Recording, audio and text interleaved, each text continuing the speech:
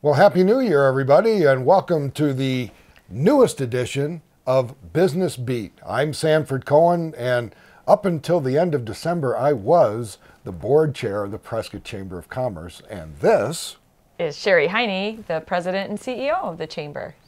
And she's going to stick around for I'm going to stick around for a little bit, yeah. So anyway, we of course want to wish everybody a wonderful 2018, and it will be a wonderful 2018 for the chamber. It will. It certainly will. And we had just a great 2017, and I think you're going to talk a little bit about that. Yes, I don't have a hanky, so I can't, I might be dabbing at my eyes a little bit when we talk about 2017 was a year of transition for the Prescott Chamber of Commerce. I must say that after Dave Maurer announced his resignation and retirement at the end, effective at the end of 2017, we as a board had to come together and launch a nationwide search for a new president and CEO. And Dave had big shoes to fill. He was in that job for 12 years. And so we cast our line out there, and boy, we hooked a big one. We got the two-time Michigan Chamber Executive of the Year. So Sheri Heiney took over, and immediately your presence was felt at the chamber. The staff got together, and you were able to map out a strategy for 2017. And more amazingly, you were able to actually accomplish quite a few of the strategy goals that you set forth for 2017. All but one. What's that? The carpet. Oh, yeah. The visitor center carpet. Well, and the nice thing is that when people come to visit Prescott and they go into the visitor center, they're usually looking up. They're feeling optimistic. There you go. They're being greeted by our wonderful staff, and looking at all the brochures and information that's available on the wall. So they tend not to look down and see the ratty carpet in our visitor center. But we're going to take care of that in 2018. We will. We'll get that started. Good. Yes.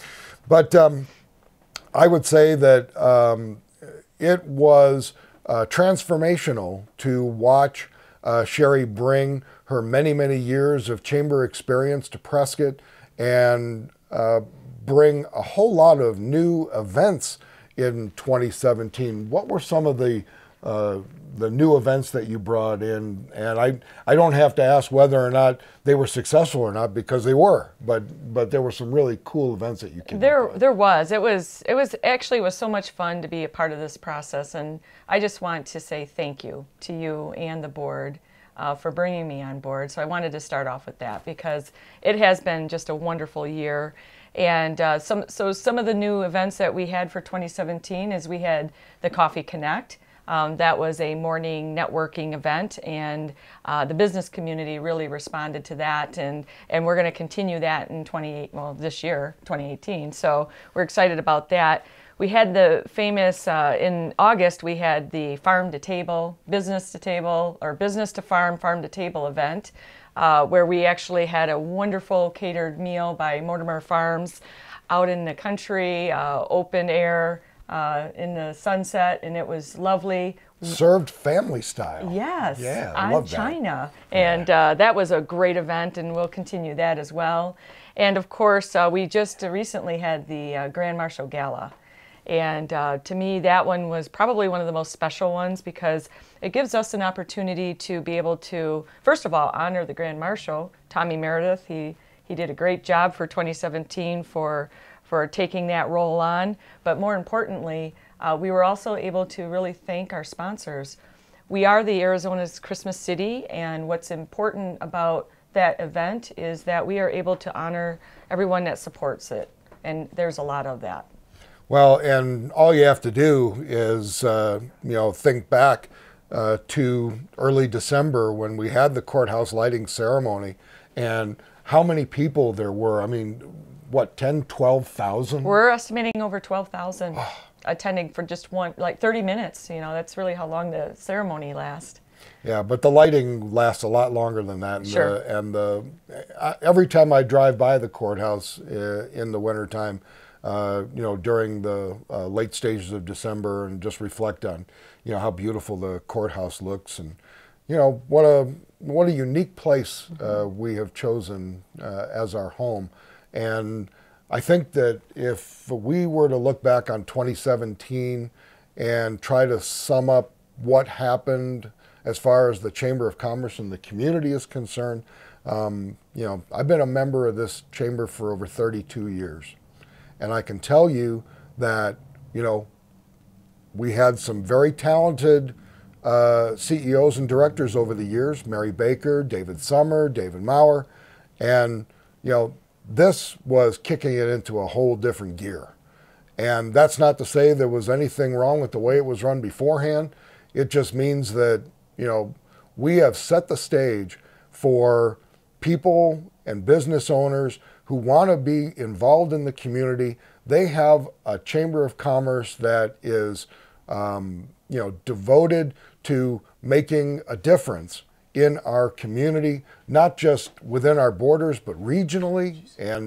And you watch. I'll bet you around the state, people are going to start, thinking, that Prescott Chamber of Commerce, those people are really starting to do some things. So, congratulations to you for a very successful first year. I want to thank all of the board members, the staff, the volunteers, the ambassadors. It was definitely a team effort. Everybody pulled together and put in the extra effort. And I think now businesses are looking at chamber membership in an entirely different light. And so we are looking forward to bringing many more of you back into the fold and entering you in the fold during 2018, because there's strength in numbers. And the more members we can draw to the chamber, the more we are able to better represent the interests of the business community and the city of Prescott as a whole. Absolutely. And we even had growth this year in the membership as well. Growth. Yeah. Growth. Yeah. No, what a great year. I was awestruck to watch it happen before my eyes. And yes, I was able to participate in some of it, not all of it, but as much of it as I possibly could. But I'll tell you, the future definitely looks bright for the Prescott Chamber, and we want to thank Prescott Media Center too for their helping us create this show Business Beat, which is obviously they put us on YouTube, and we're now an internet sensation in addition to you guys watching us on cable. So with that, we're going to take a pause. One of our presenting sponsors, Yavapai Regional Medical Center, has dispatched one of their new specialists from the new YRMC Vein Center. Dr. Anil Kumar is going to be joining us here in studio. And so we're going to ask him questions about circulation and veins and all kinds of fun stuff. So if you want some free legal advice, free health advice rather, just stay tuned here to Business Beat here, and we'll be right back. Absolutely. Yay. Well, I guess now on Business Beat we get to feature one of our presenting sponsors. Yes, we do. And Yavapai Regional Medical Center is in the seat. And joining us is Dr. Anil Kumar. He's the medical director of the new Vein Center at Yavapai Regional Medical Center in Prescott Valley. Welcome, Dr. Kumar. Thank you very much. We're so glad to have you. Now, you've been on staff at YRMC for a little over a year. What brought you and your family to the Quad City area, and what attracted you to Yavapai Regional Medical Center? Well, it's the natural beauty of the region, as well as my hobbies like hiking and biking. Around 1.5 years ago, I came for the Grand Canyon hike, and I just stayed here, then found a job and say, okay, I'm staying. So, but I'm in total love with this area. It's a beautiful natural environment. And also when I visited during that time, the town, I found Yavapai Regional Medical Center a very appropriate set for my skills, and I thought I can do a good job in this community. So now that this is your hometown and you've mentioned a little bit about the hiking, what else do you enjoy about Prescott? Other than hiking, biking is another big thing in Prescott, and I recently joined the Northern Arizona biking with my son who goes to basic school, and so it was a nice way to connect with the kids, and then went to different trails all throughout the year on biking. Tell us a little bit about the specialized training that you've had that prepares you to diagnose and treat vein disease. Okay, so the vein diseases are very common, and as far as I'm concerned, so I've been trained in different specialties, especially internal medicine, which gives a nice overview of the vein diseases. Then I did my training in vascular, cardiovascular medicine, as well as vascular medicine. I did my board certification in vascular imaging, vascular medicine, as well as cardiology, which is a combination of skills that you need to run a successful vein center. Well, speaking of which, the Vein Center just opened at YRMC East in Prescott Valley, and tell us how the new Vein Center will help the people here in our community. So our community has, and any community which has a population which is aging, vein diseases is a very common ailment that surrounds them. In this area, this is one of the less served specialities. So there's a good number of people who have end-stage venous disease, which I would say leg ulcers because of the vein diseases. And Yavapai Regional Medical Center has come up with a very good program where we combine both the wound center and the vein center together in one place to take care of the community. What are some of the symptoms that people should pay attention to if they have a circulation disorder of some kind? How does that usually manifest itself in terms of what kind of symptoms people might experience? So circulation disorders are very common. As far as the vein diseases are concerned, more than 30 million Americans suffer from this, but most of them it goes undiagnosed till the late stage. And this is one of the things which we should never have to reach a stage. It's a preventable disease. The common symptoms of vein diseases include leg pain. So a leg pain could be because of any reason. It could be coming from the back, from the spine. It could be related to a arterial disease involving the legs or venous disease involving the leg, or it could be fibromyalgia or many diseases. But when somebody is having leg pain due to vein diseases, it's not a sharp pain. It's more like heaviness and achiness on prolonged standing. It's very distinct, very different from any other pains, and it prevents many people to actually continue their activities of daily living because of this pain. Other common other common manifestation is actually leg edema, so leg swelling, especially when the swelling is unilateral, it's involving one of the legs more than the other. And most people end up taking diuretics, which is a water pill which actually damages their kidneys, and people will take for like 10-20 years before they get diagnosed to have a vein diseases. Some of them can be diagnosed with heart failure, which may not be existing there, and it's surprising that we don't know much about the vein diseases, but as a cause of edema, it is the commonest cause of edema. It's the commonest cause of leg swelling. It's 6 times more common than heart failure in general. Other manifestations of venous disorders include leg cramps. Very common to have leg cramps. People going for hiking and coming and complaining that they have leg cramps, and it is one of the common reasons why people have nocturnal leg cramps is venous disorders. And most people will go to over-the-counter medications like potassium, magnesium supplements or other supplements, but once you treat the veins, many of these leg cramps go away. Another symptom because of the vein diseases is restless leg syndrome. Restless leg syndrome is involuntary movements of the legs in the night affecting the sleep. It has many other reasons also, but one of the common reasons is vein disorders.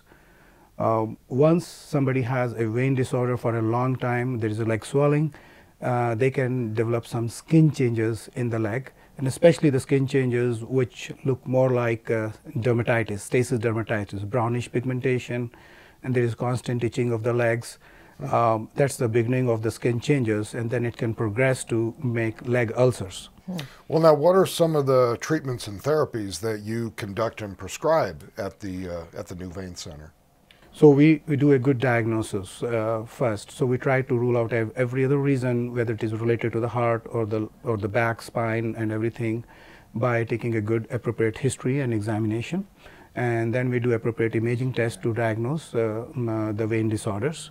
And once we diagnose, we have different options. We can treat the chronic venous disorder in a very conservative manner. Most people require conservative treatment, which includes managing the risk factors and managing the swelling.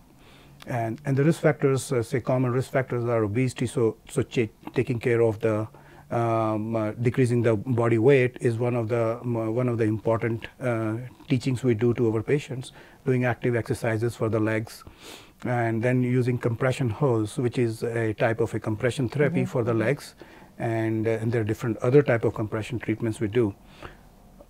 We try to manage around with a lot with the conservative treatment, and if the conservative treatment fails, then we have different options. So we have mini surgical options, and we have options like non-invasive and easy to treat options in the office, which are outpatient and completely same day treatments.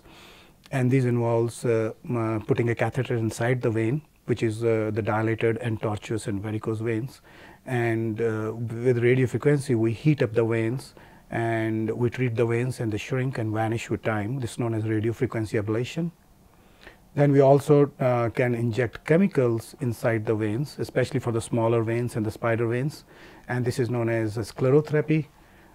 We can also do mini phlebectomy, which is a surgical treatment of the dilated and tortuous vein, where under local anesthesia we try to take the diseased veins, we put a little stab and take them out. Well, Dr. Kumar, I know that folks watching us here on Business Beat are happy to know that people with your skills are available to them here at Yavapai Regional Medical Center, and we certainly thank you for coming and spending time with us. And we enjoy having you here in our community, and enjoy your hiking and biking and your family life here in Prescott. Thank you very much for joining us. Thank you very much for inviting me. We very much appreciate it. And just a quick question: if someone wanted to get in touch with the Vein Center, can they call you directly, or would they need a referral for the services? That's a good question. So most patients would need a referral from their primary care physicians, and it's if there is any question, they can call us and we can guide them through. Yep, and we have the phone number flashing right on the screen. So very Terrific. good. Thank you. Yep. All right, well, we're going to come back with more Business Beat. It is a new year after all. We're going to take a look maybe at the old year a little bit when we come back. Well, we're back on the beat, the Business Beat, the Prescott Chamber of Commerce. And, you know, rather than talking about the old stuff, we already did plenty of that. Let's talk about some new stuff. 2018, obviously, we have a very ambitious, agenda. Because first of all, we have all these new events that we did for the first time in 2017. So obviously we're going to do those in 2018. So you've got kind of a list or a calendar, I guess, that we could share with the folks. So, get your phone out, get your calendar punched up, or just grab a pen and a piece of paper and get ready to write some of this stuff down. Put it in your calendar, bookmark it, flag it. These are the things, these are the must-goes. These are the upcoming events for 2018 for the Prescott Chamber of Commerce. Sheri, go. I'm going to. Now, this could take about 3 hours, but well, I'll kind of, I won't go 3 hours. No, but I think the first thing that I want to highlight is January 18th is our annual meeting. and we're very excited about that. So that will be at the Prescott Resort. That's a luncheon, and we'll start it at 11:30, and it'll probably go until about 1:30. And we're going to be welcoming the new chairman of the Prescott Chamber of Commerce Board, Margot Christensen. Absolutely. And she's scared to death, but Yes. she's going to do a great job. She'll be fine. And then we're also, for our keynote speaker, we'll have our new mayor. Nice. So that'll be great, and we'll get a kind of an update on what's going on with the city as well. So we're very excited about that. Some of the new events that we're going to have for next year, this one is very near and dear to us. We feel like this is going to be an excellent niche for the Prescott Chamber and the area, and it's working with the veterans. And so we've got 4 quarterly networking events with the veterans, and we're also creating a special Heroes Night. But let me talk, our first Veterans Quarterly Business Mixer will be at Embry-Riddle on January 22nd. And then just, I want to highlight the Heroes Night, because what we're going to do is we're going to recognize all the heroes in the area, in the area of police, fire, veterans, that sort of thing. And don't forget the vascular surgeons. That's too. right. I mean, we'll do that as well. Too. They are heroes. But that event is scheduled for April 6th, and that's going to be an evening event. Nice. We're very excited about that, and we're working with all the details on that as well. In February, we're having our open house. We heart our members, and that's February 17th, and you can come right into the chamber office and get a chance to visit the visitor center and see all the exciting things we have going on there. And so we're looking forward to that. That's going to be like a 10 to 2 open house. You can come on by and meet the staff and the volunteers and enjoy good food. We'll have good food there. And our first networking, well, we have our coffee talk February 15th, our coffee connect, I should say, at the Hotel St. Michael's, and that'll be exciting. In March, we're going to do our job fair again, so that is important, March 23rd. I know I'm kind of hopping around here. All of this is listed on our website as well, so that's you can go to that. But the other event that we talked about a little earlier is the farm to table, business to farm, farm to table. We have that scheduled for Saturday, September 15th. That event will sell out, so you can start buying your tickets now. And we have our Grand Marshal Gala scheduled for November 29th. Can you believe that? We're already like that far out. And our Christmas parade and courthouse lighting will be December 1st, 2018, next year.